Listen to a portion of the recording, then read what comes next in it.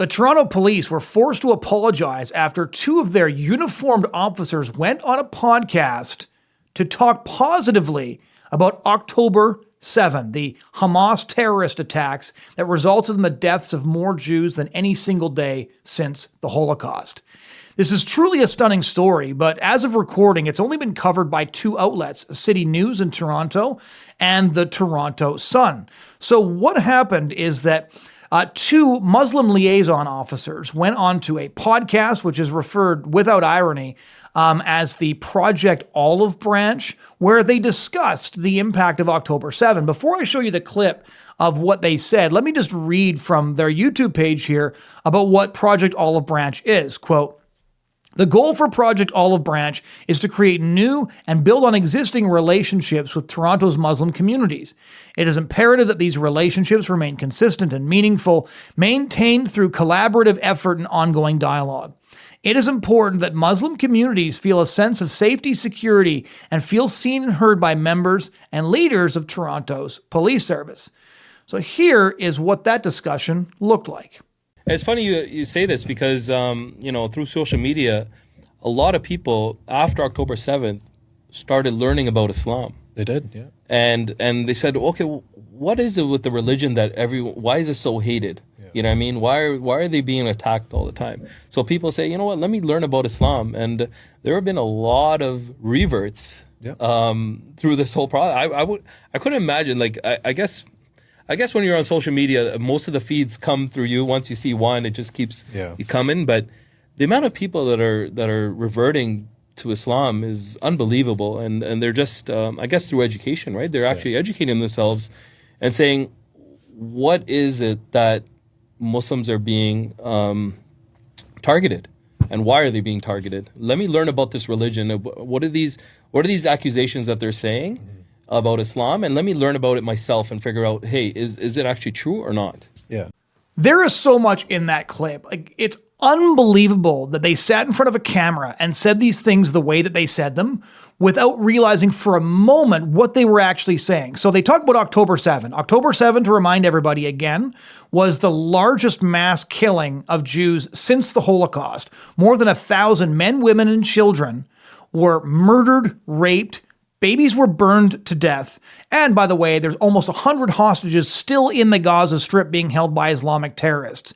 That event, October 7, according to these two cops, prompted many people to ask, why are Muslims being targeted so often? Who are these people that everybody is targeting? So what they took away from October 7 was, why are Muslims getting targeted so often? Even though it was Muslims who crossed from Gaza into Israel and did the murdering. And the murdering, by the way, was done in civilian communities, and all kinds of atrocities, which I've discussed before on this show, were perpetrated. But for them, October 7 is just sort of an interesting way, to analyze how people are returning to Islam, because for some reason, people are looking at this mass murder of Jews and they're reconsidering Islam as a result of that. This would be like after the Crusades, a bunch of Christians saying, well, we did do a couple of pretty brutal pogroms where we murdered a bunch of Jewish people. But the good news is that as a result of all of those murders, a couple of people we know have started going back to church.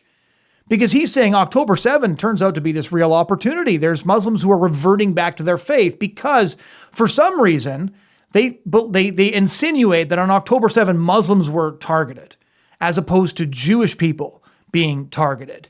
And now they're saying, some people are asking, why are Muslims being targeted? If what they're referring to is the Israeli response to the orgy of mass murder and sexual assault on October 7, that would be the reason that the Gaza Strip was targeted. Regardless of what you think about that, nobody argues that the reason the Israelis went in to the Gaza Strip is A, because again, there's still 98 hostages somewhere in the Gaza Strip.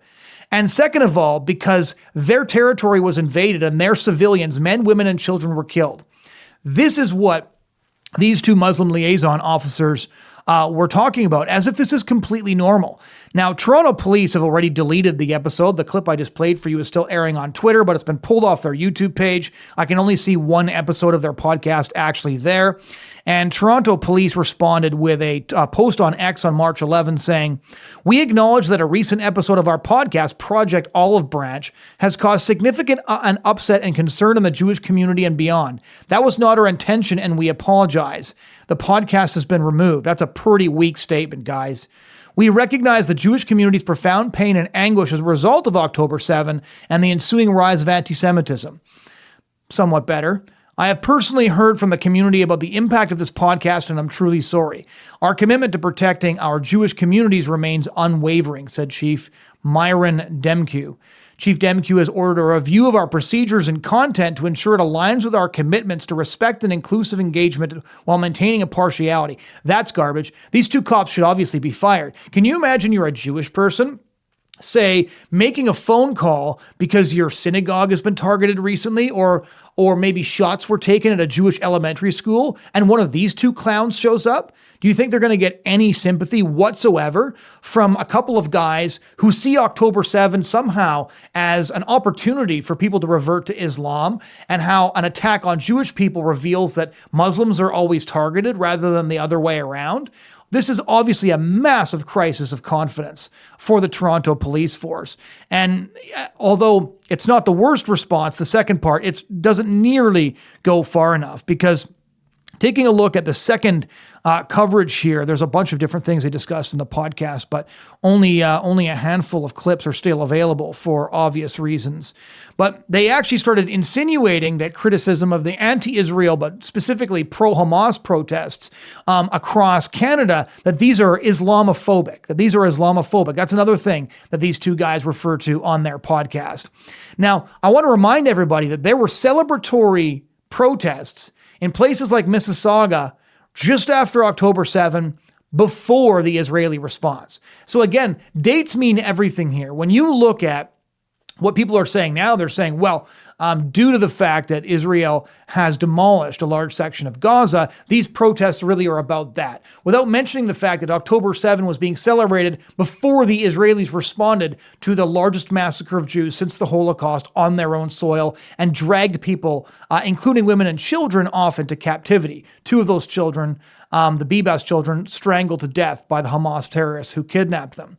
This is just another piece of evidence about how insane the way Canada's multicultural policies actually work. Because if somebody is a Christian pro-lifer, we've got to have bubble zones around abortion clinics to make sure they can't pray too close by. If a mayor in small town Ontario decides to oppose a pride flag flying in front of the city hall, it's all hands on deck. We need to make sure the knuckle-dragging fundamentalists are rebuked as un-Canadian. But then take this. Here's another headline that dovetails directly into the story we just told in the Western Standard. The headline is, "Feds say Canadians greatly misrepresent Islamic war term jihad." This is great stuff. So the government of Canada, in efforts to combat Islamophobia, is attempting to convince Canadians the term jihad doesn't mean war against non-Muslims. Its controversial contents are published in a lengthy document entitled, and this is the real title here, I'm looking at the document, "The Canadian Guide to Understanding and Combating Islamophobia, for a More Inclusive Canada." And the entire article makes the case that jihad is not, it's a spiritual term. It has nothing to do with holy war against infidels or Jewish people. And I always find it interesting. If you hear somebody screaming Allahu Akbar, Arabic for God is great, what's your immediate reaction to that? Do you feel safe, or do you feel like something bad is just about to happen? Or if you see a Catholic with their rosary, or you hear a street preacher talking about God, or you see a Jewish man, do you have a different reaction than you do when you hear that phrase? And is there maybe a reason for it? Is it maybe because we've seen over the last 25 years what the term jihad actually means? We're currently seeing what the term jihad means in places like Syria, where they're massacring even other sects of Muslims. But here's how the Canadian government wants us to understand the term. "The widely used English translation of holy war has greatly misrepresented this term, since jihad literally means struggle, effort, and striving. The term holy war has no root in Islamic terminology. These people should really listen to some of what the Canadian imams are actually saying. The most important struggle is to purify one's own heart to follow God's commandments and do good works. So in other words, this is basically like Christian sanctification, but with more Kalashnikovs. I went to a talk almost 10 years ago by Amanda Linta when her first book came out. Amanda Linta, you'll remember, was a Canadian journalist who was held captive for over a year by Somalian militants, and they raped her almost every single day. And when she returned to Canada, she told this story at Roy Thompson Hall in Toronto. She went to an imam in Calgary and asked him if what had happened to her perpetual sexual abuse, was justified under Islamic law, as she had been told by those abusing her. And this imam in Calgary said, yes, that is something that's permissible under Islamic law.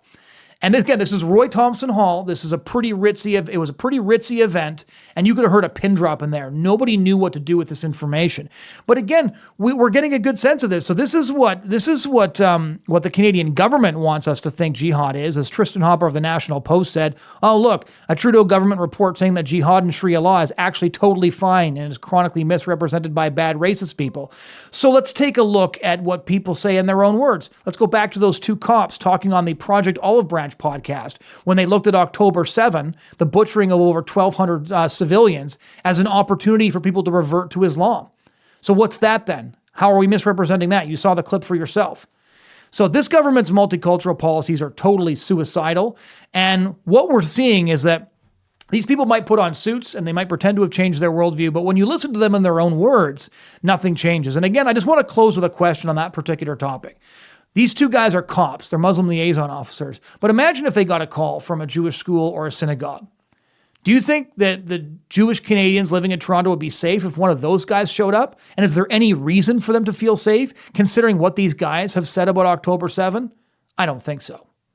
Thanks so much for joining us on The Bridgehead today. If any of you have any stories that we should cover, please drop a comment below. If you have any vigorous disagreement or heckling you'd like to do, please drop those comments as well. You can find our content wherever you download your podcast. And if you found this content helpful, please do share the video or like it. Thanks so much for listening.